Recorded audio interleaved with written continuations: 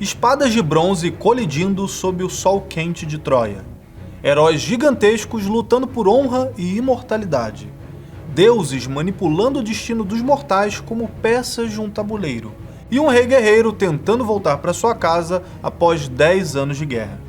Você provavelmente já ouviu falar das histórias épicas da Ilíada e da Odisseia. E quem se interessou em ir atrás de mais informações sobre essas obras, após assistir ao recente filme do Christopher Nolan, esbarrou em um nome nas manchetes: Homero. Ele é reverenciado como o poeta cego, o pai da literatura ocidental, o gênio grego a quem se atribuem os maiores épicos da antiguidade clássica. Mas e se o autor da maior história de todos os tempos nunca tivesse existido? E se um dos pilares culturais de todo o Ocidente for, na verdade, uma construção? No vídeo de hoje, nós vamos investigar o mistério biográfico de Homero, entender o segredo da tradição oral por trás dos versos e descobrir como esses cantos antigos se transformaram nos textos que moldaram a nossa civilização. Historiadores calculam que Homero tenha vivido entre os séculos 8 e 7 a.C. Se a Guerra de Troia aconteceu por volta do século 12 a.C., como indicam as estimativas arqueológicas, os poemas teriam sido compostos mais de 4 séculos depois dos eventos que narram. O problema que tira o sono dos pesquisadores é a absoluta falta de evidências físicas. Por ter vivido em um período da antiguidade em que pouquíssimos relatos sobreviveram à ação do tempo, reconstruir a vida de Homero tornou-se um desafio arqueológico. Não há um consenso sobre a data exata nem sobre o local de nascimento. Cidades e ilhas como Esmirna, Atenas, Rhodes e Quios aparecem na tradição antiga como possível terra natal do poeta. E nenhuma dessas versões tem comprovação. A própria imagem do poeta cego vem de textos posteriores, como o hino homérico a Apolo, que fala de um cantor cego da ilha de Quios. Diante da falta de registros, parte dos pesquisadores levanta outra possibilidade. Homero, como figura individual, talvez nunca tenha existido.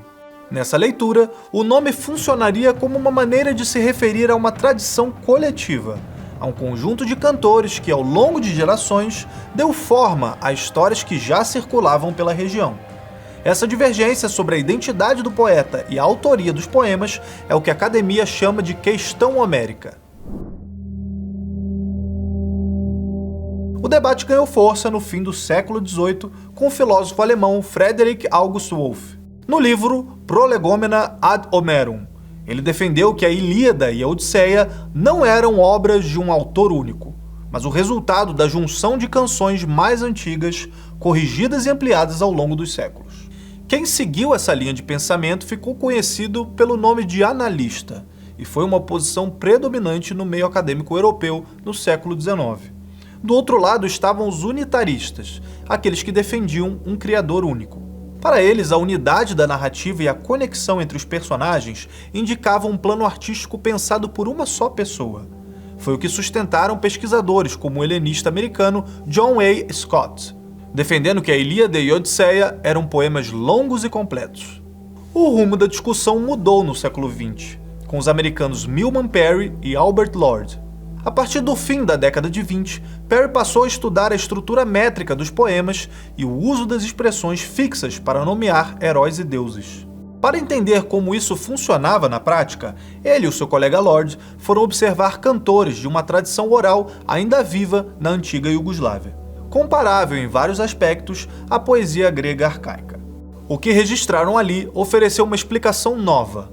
Aqueles cantores não decoravam os versos palavra por palavra. Eles compunham durante a apresentação, apoiados num repertório de fórmulas, que Parry definiu como grupos de palavras usados de forma regular na mesma posição métrica para expressar uma ideia. Expressões como Divino Odisseu ou Aquiles de pés velozes funcionavam como peças de encaixes no verso. A partir daí, as repetições que os analistas viam como falha passaram a ser entendidas como base técnica da composição oral. O texto não nascia fixo no papel, era uma canção que se recompunha a cada apresentação conforme o público e o cantor. A chamada teoria oral se tornou a principal abordagem para o estudo dos poemas, ainda que nunca tenha sido uma unanimidade entre os pesquisadores.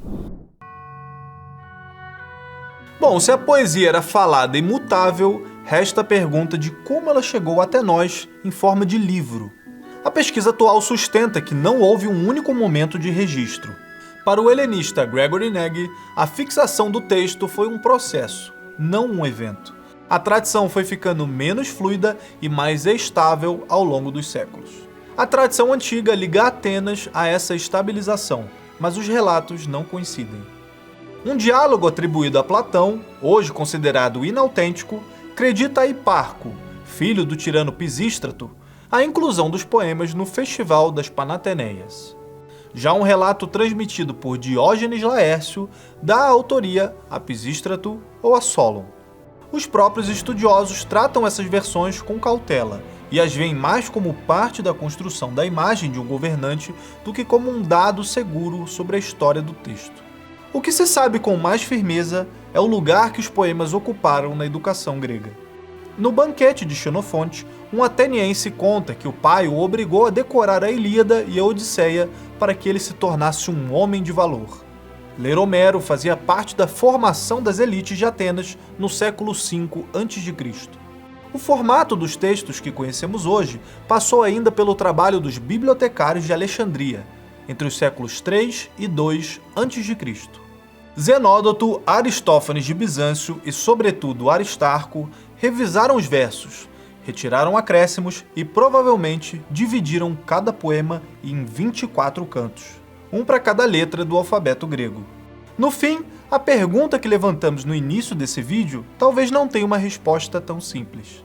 A vida sem registros, a disputa entre o autor único e o coletivo de cantores, a descoberta de que os versos eram compostos durante a apresentação e os séculos que a tradição levou para se fixar no papel apontam todos para uma mesma direção.